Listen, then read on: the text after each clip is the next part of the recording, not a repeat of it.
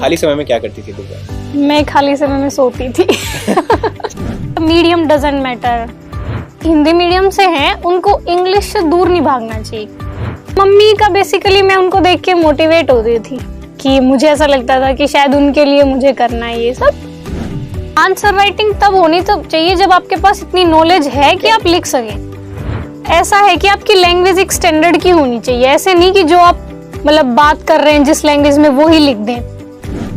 Coaching जरूरी है, आपको अपने आप पे भरोसा रखना है और बस मेहनत करनी है। सफर में धूप तो होगी, जो चल सको तो चलो। सभी हैं भीड़ में, तुम भी निकल सको तो चलो। किसी के वास्ते राहें कहाँ बदलती हैं, तुम अपने आप को खुद ही बदल सको तो चलो। सफर में धूप तो होगी। निदा फाजली साहब की ये पंक्तियां बहुत सटीक बैठती हैं नो योर टॉपर की इस सीरीज में आज की हमारी गेस्ट पर। नमस्कार दोस्तों, मेरा नाम राघवेंद्र शर्मा है और 2021 में हुई सिविल सेवा परीक्षा में मैंने 340वीं रैंक प्राप्त की है और मुझे इंडियन पुलिस सर्विस यानी आईपीएस अलॉट हुआ है। नो योर टॉपर सीरीज में आज हमारी जो गेस्ट है, मुझे लगता है उनको किसी इंट्रोडक्शन की जरूरत नहीं है, but she is Divya Tanwar और हिंदी मीडियम से टॉपर हैं। थैंक यू दिव्या आने के लिए। ऑल्दो मैंने जैसे कहा कि आपको किसी इंट्रोडक्शन की जरूरत नहीं है, बट फिर भी मैं चाहूंगा कि आप एक बार शॉर्ट में अपने बारे में थोड़ा बताइए। मेरा नाम दिव्या तंवर है। मैंने यूपीएससी के 2021 में 438 रैंक हासिल की है और मैं हरियाणा के महेंद्रगढ़ डिस्ट्रिक्ट के निम्बी गांव से बिलोंग करती हूँ।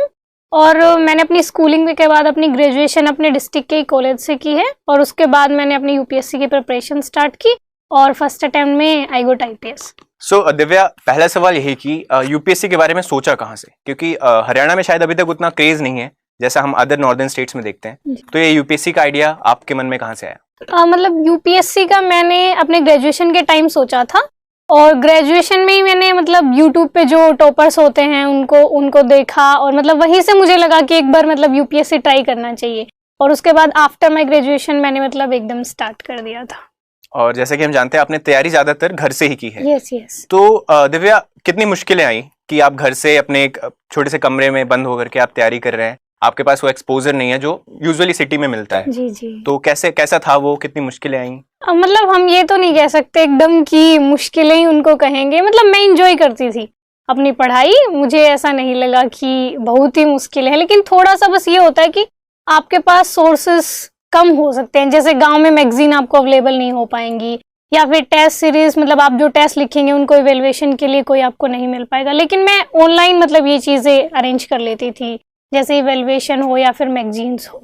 तो दिव्या, जैसे यूपीएससी के जो एस्पिरेंट्स हैं उनके दिमाग में कहीं ना कहीं ये धारणा बनी हुई है कि अगर तैयारी करनी है तो तुम्हें दिल्ली जाना पड़ेगा, मुखर्जी नगर या ओआरएन में रहना पड़ेगा, इसके बिना तैयारी नहीं हो पाती। तो आपकी क्या राय है उस पर? नहीं, मुझे ऐसा नहीं लगता है कि आप अगर दिल्ली आएंगे तो ये आपका सिलेक्शन होगा। बस आपको मेहनत करनी है, अच्छे से पढ़ना है।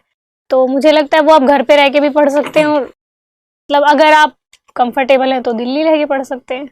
और आपने कोई कोचिंग भी नहीं की थी, आपने सेल्फ स्टडी की है? जी। तो दिव्या, अगेन कोचिंग को लेकर के आपका क्या ओपिनियन है? क्योंकि ये अगेन लगता है लोगों को कि अगर हम कोचिंग नहीं कर पाएंगे तो शायद हम डिसएडवांटेज पे रहेंगे। हमारे साथ जो कॉम्पिटिटर्स हैं वो कोचिंग कर रहे हैं, उनको सारी मतलब कोचिंग मटेरियल एंड एवरीथिंग मिल रहा है। तो आपको क्या लगता है कोचिंग का क्या रोल रहता है, कितना इंपॉर्टेंट है? मुझे ऐसा लगता है कि कोचिंग मस्ट तो नहीं है। मतलब ऐसे बहुत से टॉपर्स मैंने खुद देखे हैं, मतलब जो मेरे बैच के भी हैं या पहले भी, जिन्होंने विदाउट एनी कोचिंग मतलब सेलेक्ट हुए हैं।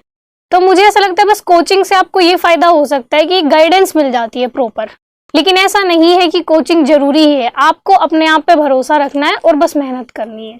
तो मुझे लगता है वो विदाउट कोचिंग भी बिल्कुल किया जा सकता है। यस। करेक्ट। अक्सर लोग ऐसा कहते हैं कि जो बोलते हैं कि फर्स्ट अटेम्प्ट में क्लियर कर लिया, झूठ बोलते हैं। तैयारी लोग 4-4 साल से कर रहे होते हैं।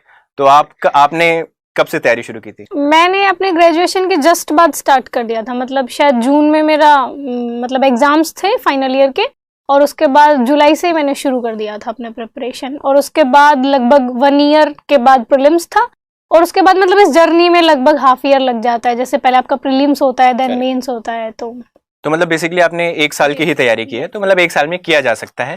ऐसा नहीं है कि आप झूठ बोल रही हैं और आपने हमेशा से तैयारी करके रखी। ठीक है। और जैसा आप हिंदी मीडियम से टॉपर